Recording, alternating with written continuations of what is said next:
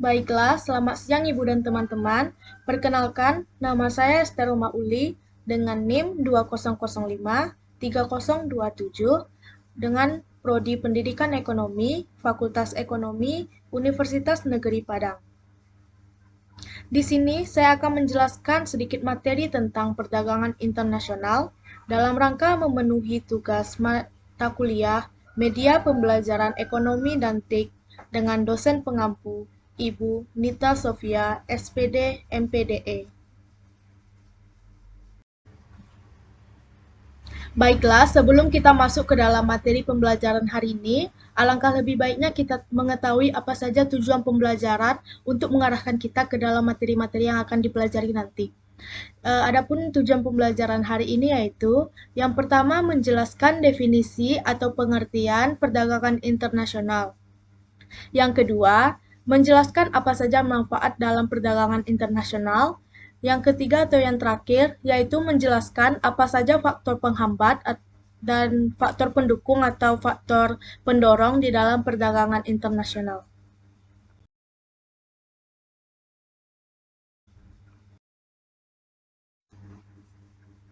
Baiklah, kita masuk ke dalam pembahasan materi yang pertama, yaitu pengertian ataupun definisi dari perdagangan internasional.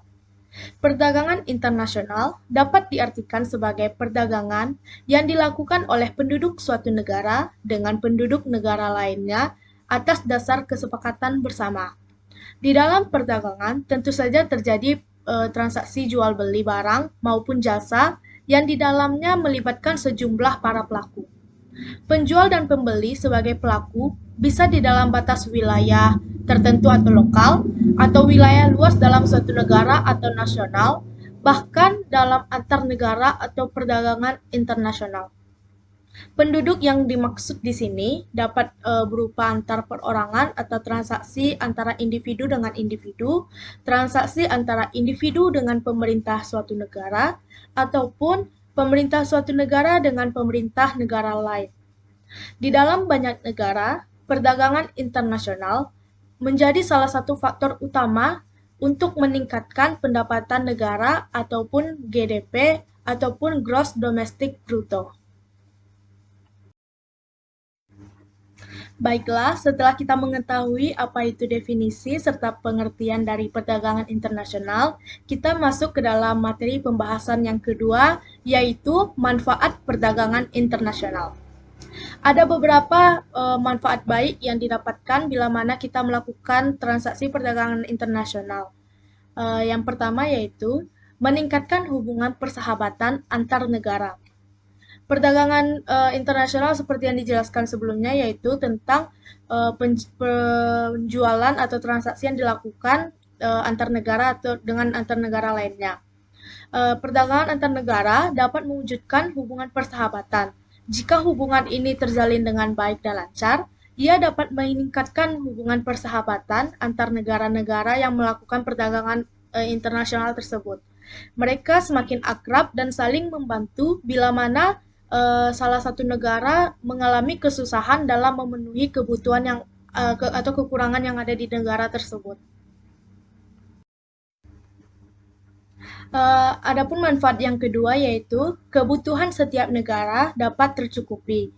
Dengan perdagangan internasional, suatu negara yang masuk kekurangan dalam memproduksi suatu barang ataupun jasa dapat dipenuhi dengan mengimpor barang dari negara yang mempunyai kelebihan hasil produksi. Sebaliknya, negara yang mempunyai kelebihan hasil produksi dapat melakukan ekspor barang tersebut ke negara yang berkekurangan. Dengan demikian, kebutuhan setiap negara dapat teratasi. Contoh nyata dari kebutuhan setiap negara dapat terpenuhi ini adalah seperti Indonesia mengekspor sumber daya alam yang melimpah ke negara Singapura yang tidak memiliki banyak sumber daya alam, sedangkan Indonesia kekurangan teknologi, jadi Indonesia mengimpor atau Singapura mengekspor teknologi tersebut ke negara Indonesia dan saling melengkapi satu sama lain. Yang terakhir, adapun manfaat dari perdagangan internasional yang terakhir yaitu mendorong kemajuan ilmu pengetahuan dan teknologi ataupun iptek.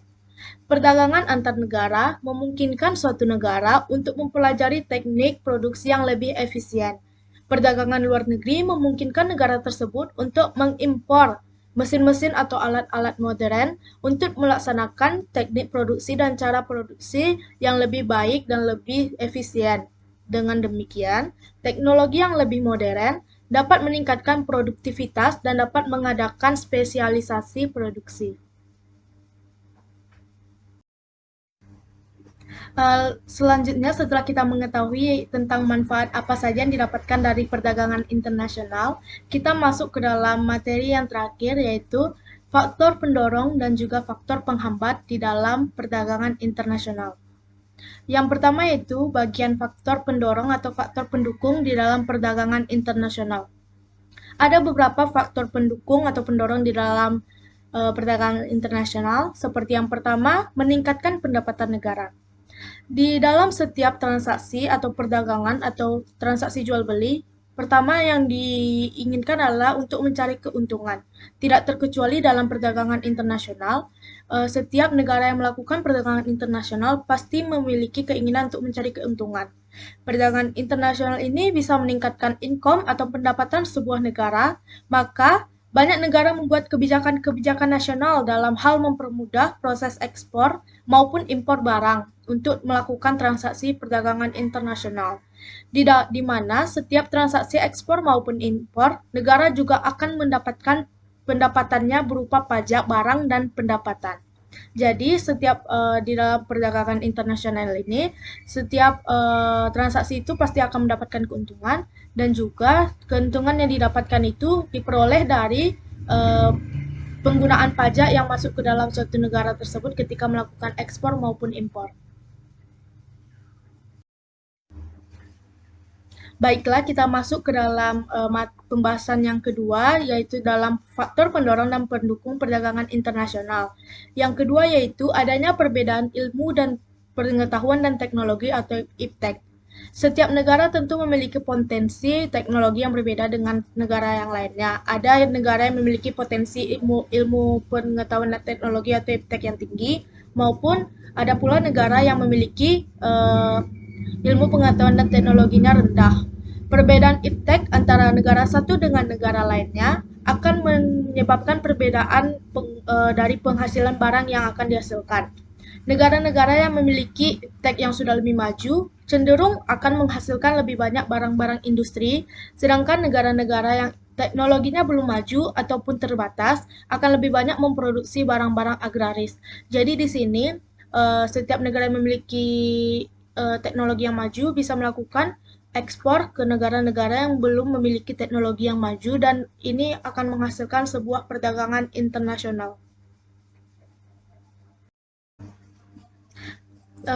Faktor pendorong atau pendukung perdagangan internasional yang terakhir atau yang ketiga yaitu adanya perbedaan selera.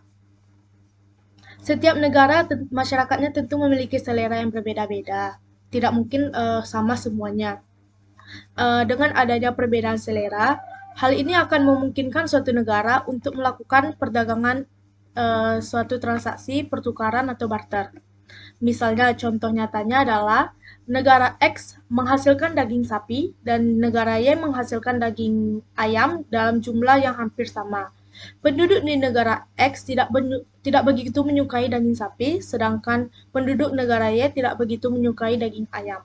Maka akan terjadi ekspor yang saling menguntungkan di antara kedua negara tersebut. Hal ini dibuktikan dengan cara negara X mengimpor daging ayam dan mengekspor daging sapi kepada negara Y, sedangkan negara Y mengimpor daging sapi dan juga melakukan ekspor daging ayam kepada negara X.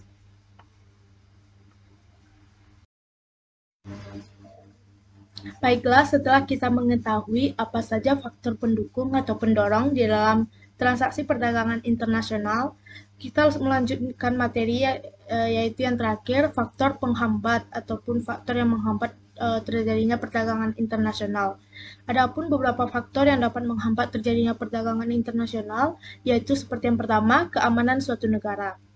Keamanan atau kenyamanan merupakan faktor terpenting di dalam sebuah kesuksesan dalam transaksi terjadinya perdagangan internasional.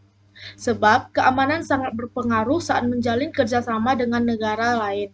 Bila mana negara tersebut tidak aman atau terjadinya konflik atau peperangan, maka orang akan merasa takut untuk melakukan transaksi. Faktor keamanan mendapat perhatian khusus. Hal ini dikarenakan akan berpengaruh pada keselamatan dari produk atau barang yang akan dibeli maupun diri sendiri maupun orang yang akan melakukan transaksi tersebut. Oleh karena itu, para pedagang ataupun pembeli hanya akan memilih negara yang kondusif dari segi ekonomi, politik, dan tidak ada konflik ataupun peperangan. Kita masuk faktor penghambat atau hal-hal yang menghambat di dalam proses perdagangan internasional yang kedua, yaitu mata uang berbeda antar negara. Perbedaan mata uang di dalam transaksi bisa menjadi faktor penghambat perdagangan internasional sebab nilai tukar uang harus dikonversikan ke dalam mata uang negara yang berkaitan. Bila mana pihak pengimpor barang memiliki nilai tukar uang mata uang yang lebih rendah daripada pengekspor, maka biaya yang akan dikeluarkan akan menjadi jauh lebih besar sehingga akan terus menjadi penghambat selama belum ada mata uang yang ditetapkan.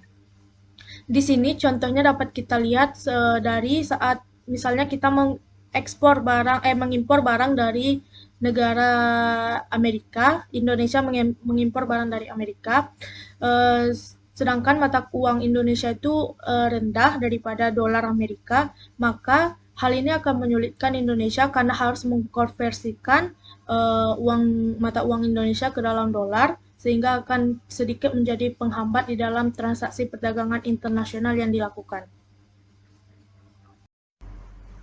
Sekian materi yang dapat saya paparkan dan saya jelaskan hari ini tentang perdagangan internasional. Sekian penjelasan dari saya. Semoga teman-teman yang menyaksikan dapat paham dan mengerti, serta ilmunya bermanfaat bagi orang banyak. Sekian dan terima kasih. Selamat siang.